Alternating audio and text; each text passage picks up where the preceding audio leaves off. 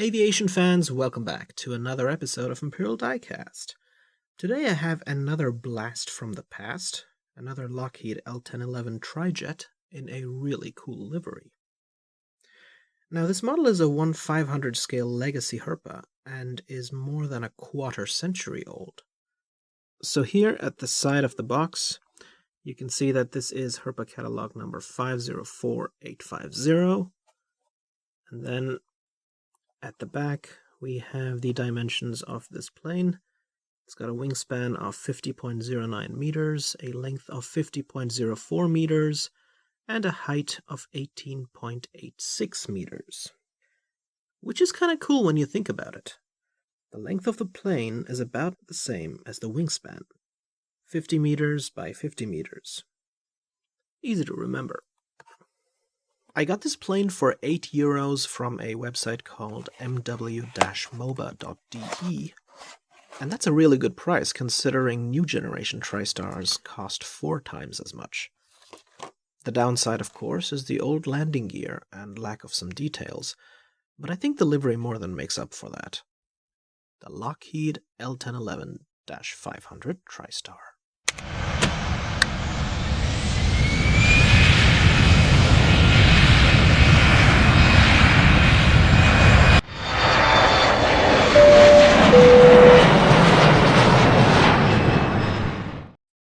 So the Dash 500 Tristar is the shortened version, easy to spot by its 3 doors on each side of the fuselage instead of 4. The advantage of shortening the fuselage was that the range increased dramatically, from under 6,000 kilometers to almost 10,000 kilometers. So it made perfect sense for a small Middle Eastern country like Jordan to buy the long-range variant to be able to fly over Europe and then cross the Atlantic and reach New York City, or at least Boston, without any stopover, even back in the day. Theoretically, of course. Because the distance between Amman and JFK is like 9,300 kilometers, about 400 less than the max range, so that would leave virtually no room for taxiing. Not sure if they did offer such non-stop flights on the L-1011-500 though.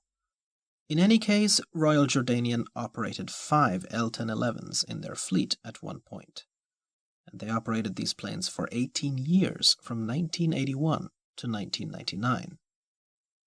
And for the first 5 years of operation, these L-1011s still flew under the old Aliyah Royal Jordanian livery, which was like a white one with a red tail. And then from 1986 onward, they've had the current livery, which is like almost 4 decades old, but it still looks great to this day. In fact, after both United Airlines and US Airways got rid of their dark liveries, Royal Jordanian is pretty much the only flag carrier I can think of that still has a dark livery, so it's nice that they're still out there.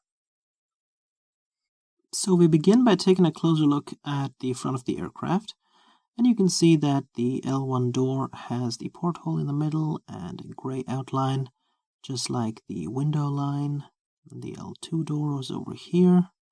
And then at the top we have the Royal Jordanian script in golden letters, along with the logo of the airline in Arabic, and of course the Royal Jordanian in Arabic as well.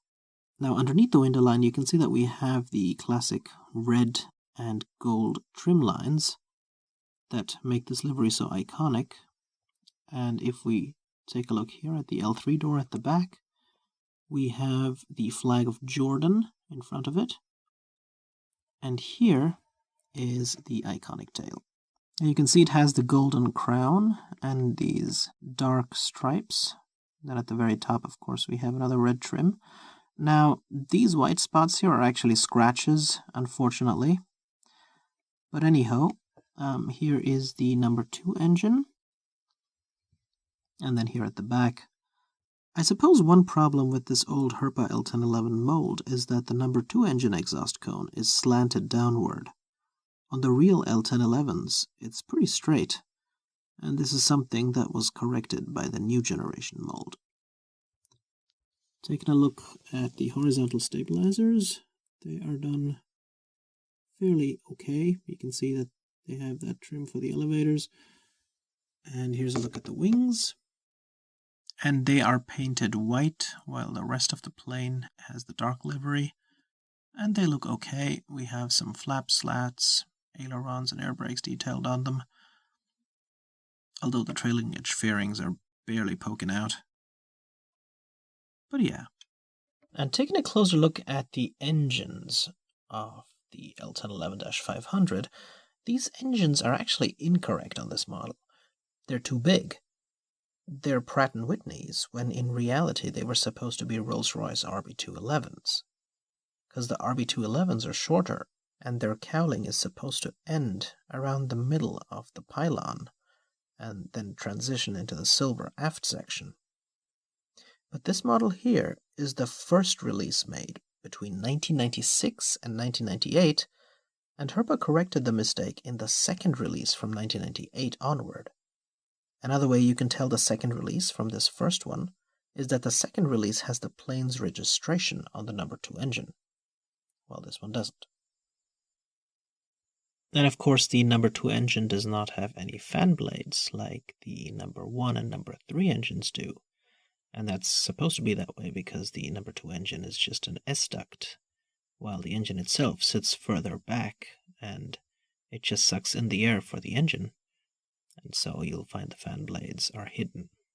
What's nice though is that they did manage to drill a hole on the number 2 engine exhausts compared to 1 and 3. Taking a look at the front of the aircraft, the cockpit windows are nice and big, although of course what is missing is the silver window frames, but that's because this is an old generation Herpa, so they forgot to do those. Still, I think that the windows look fine, and overall, especially with that golden nose, the front of the aircraft looks good, I think. And here's a look at the starboard side of the plane. No cargo doors, unfortunately, but I mean, it still looks good.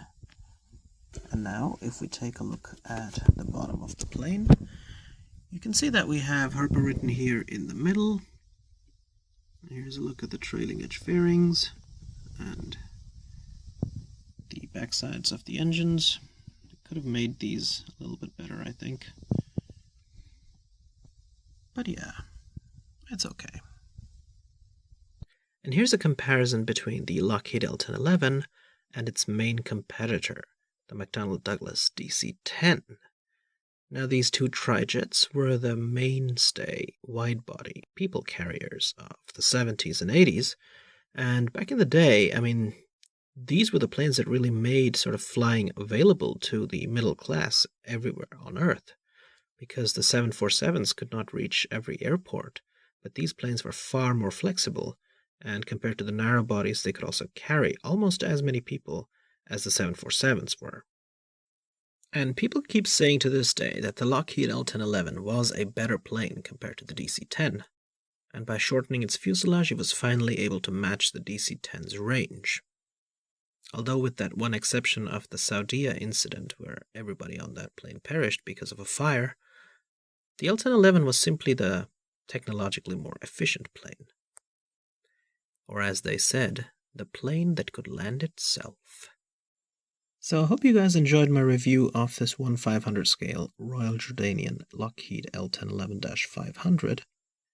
The main reason I bought it is because it's an L-1011 and it has the iconic Royal Jordanian livery. So even though it doesn't have the bells and whistles of some of the newer L-1011 molds, I think it deserves a place in any Middle Eastern airline plane collection. I'll catch you in the next review. Take care. This is Imperial Diecast, signing out.